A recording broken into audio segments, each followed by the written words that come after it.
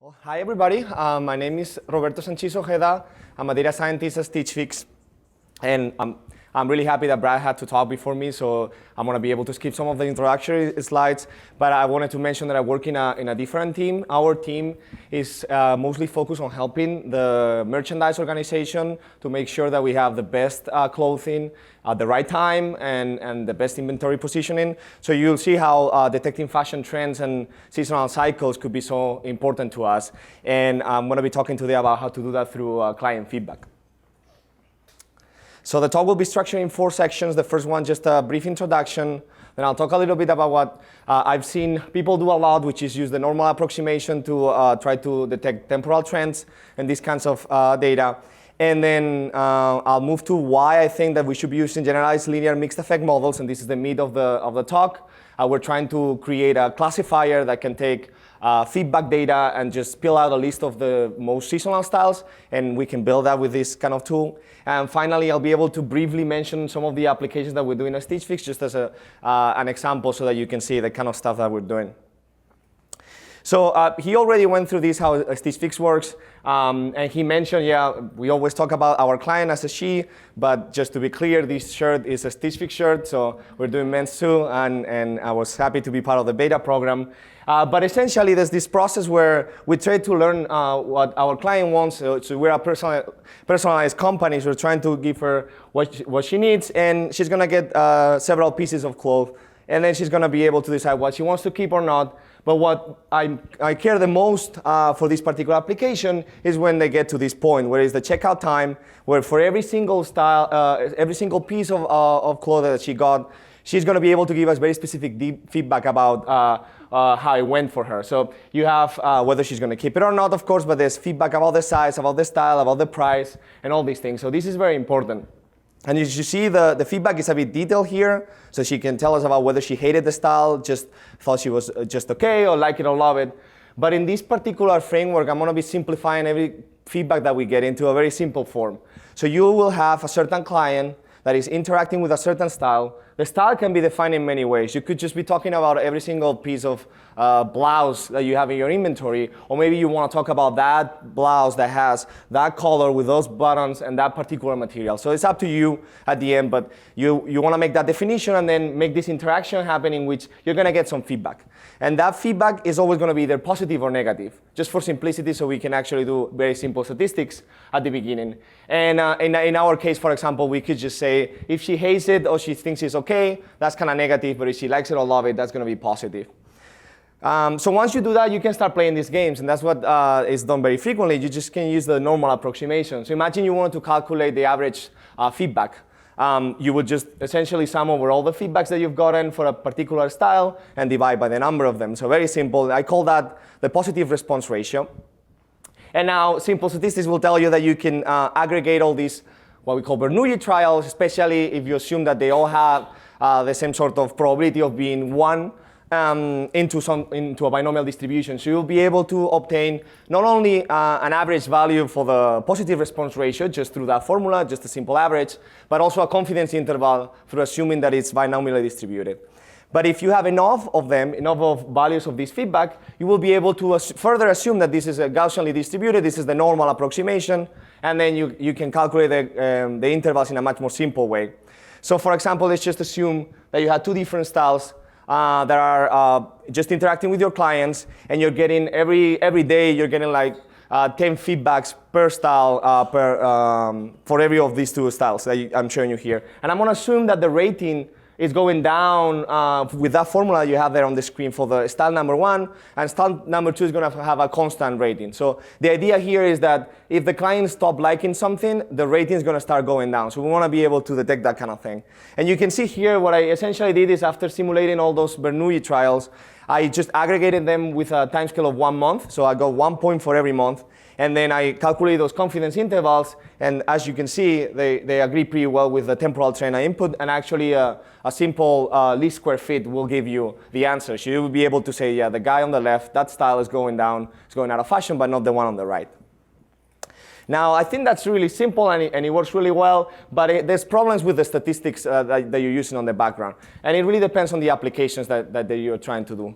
Particularly, if you define a time interval that is too large, you're going to have poor temporal resolution. So if I define an interval that has a 1 month timescale, if something is changing on a timescale of a week, I won't be able to see it. So that's one of the problems. But then if that's actually happening, and there's a fair chance that that happens, P is no longer constant. So that assumption you've made about using binomial distributions or Gaussian distributions is no longer correct. Additionally, if you go to the other extreme and you choose your intervals to be very small so that you can make sure that your P is constant over that interval, for example, 1 day or a few hours, then you're going to have very few interactions per interval. And that's going to break the approximation again. So you won't be able to use the normal approximation. And of course, the computation will be slower because you will have more data points.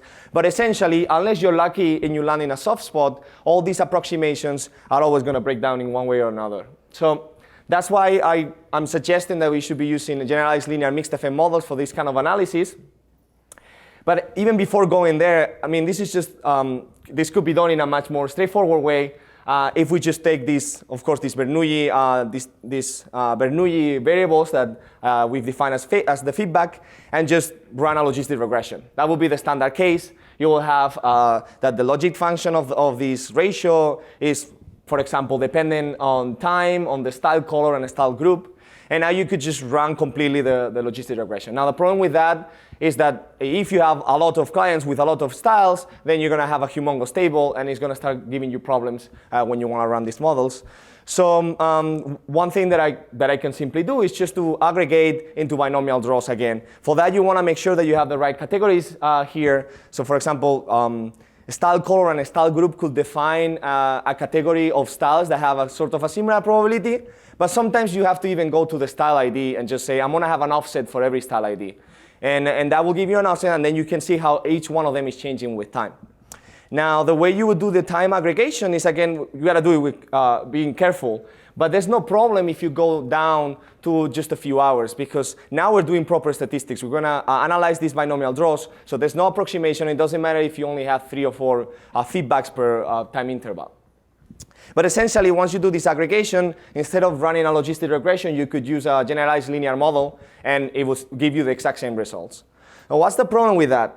The problem with that, and I count generalized linear models and logistic regression kind of like on the left-hand side, is that there's problems with converging a number of features. If you're going to add an offset for every single style that you have in the inventory, this is going to run large really quickly. So yeah, logistic regression is great. It's simple. It's a well-studied technique. But not only the data set is large, the number of features is going to be large. And you can try to solve that with regularization. But I suggest that using generalized linear mixed models is actually a better way to do that.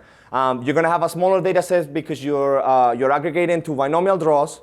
And that could be order of a factor of 100 less rows in your data frame.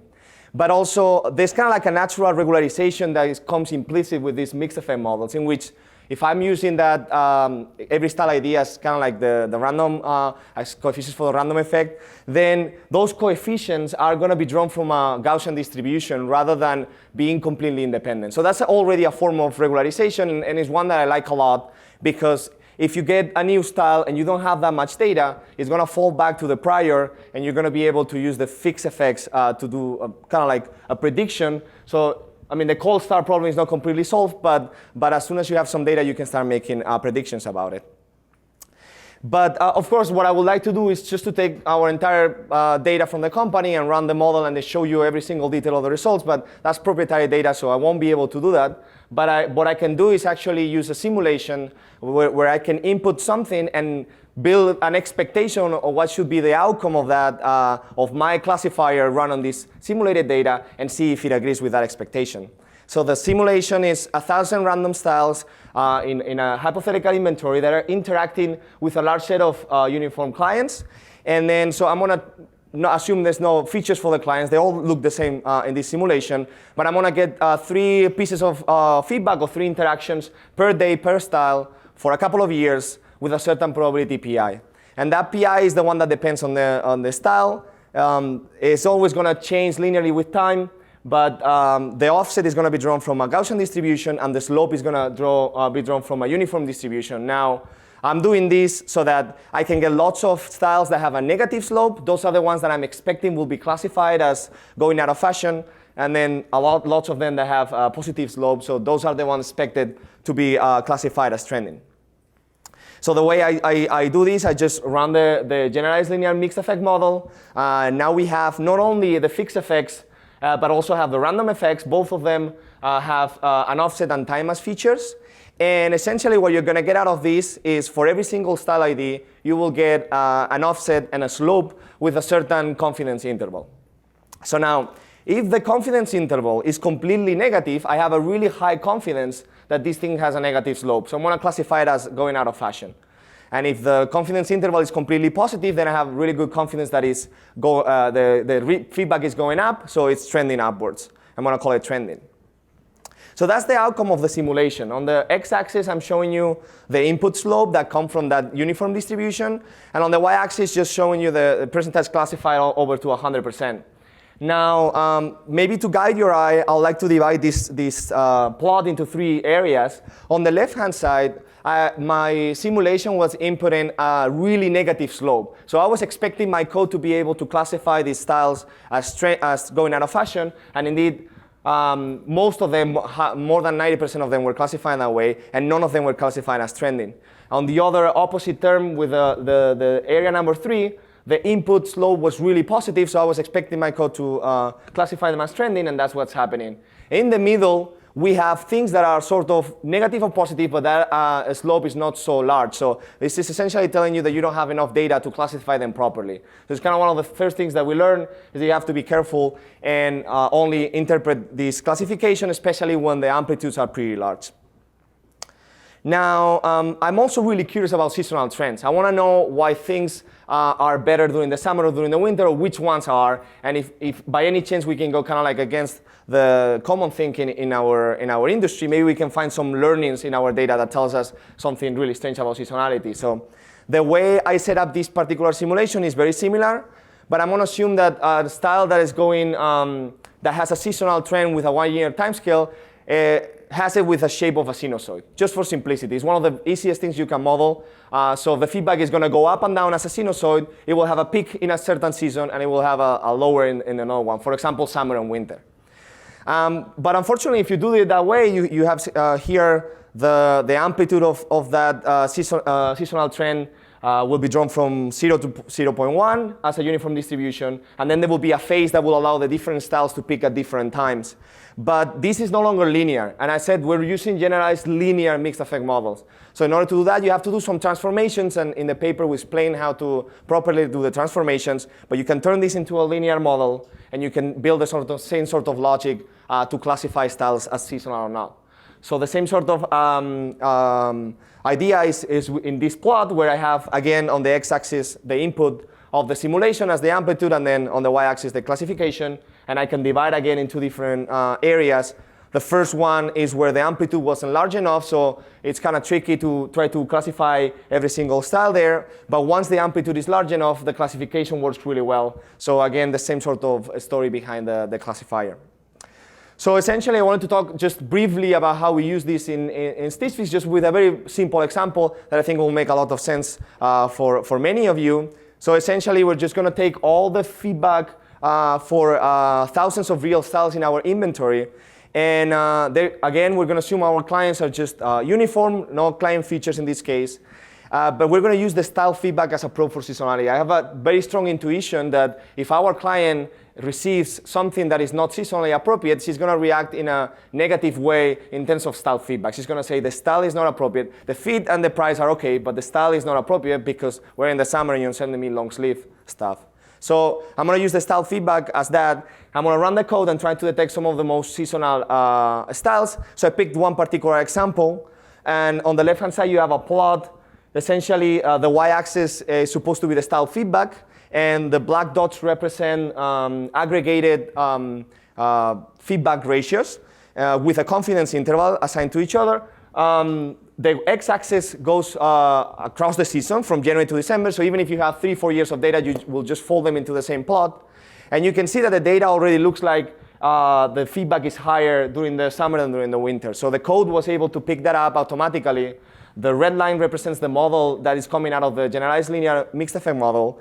And not only we can now plot something like this, but it will tell us exactly what it picks. And it actually picks around January 1st, or around June 1st. So it's kind of telling us that our clients have the highest reaction to this particular blouse, which is sleeveless, exactly at the beginning of the summer, which kind of makes sense because clients kind of like this kind of sleeveless blouse during the summer. So we can run this. We've improved these methods. We've done additional things. So maybe in the next conference we can come back with some new tools. But essentially, this is the idea that we're applying, trying to go to understand which ones are seasonal or not. So just for the conclusions, I think that defining the client feedback as a binary variable simplifies the statistical analysis a lot. As you have seen, the normal approximation can be a useful tool. Everybody can use it and then do very simple least square fits and try to detect temporal trends, but lacks a certain level of flexibility, and its assumptions are easily broken. So that you have to be careful with that. And I think that by using the binomial data that can be fit with these generalized linear mixed effect models, we solved some of that. And now we can use the random effect coefficients as a way to classify trends as going in and out of fashion or being seasonal. And our application to statistic data proves that the method works in a real business application. So I'll just leave it there and take questions. Thank you.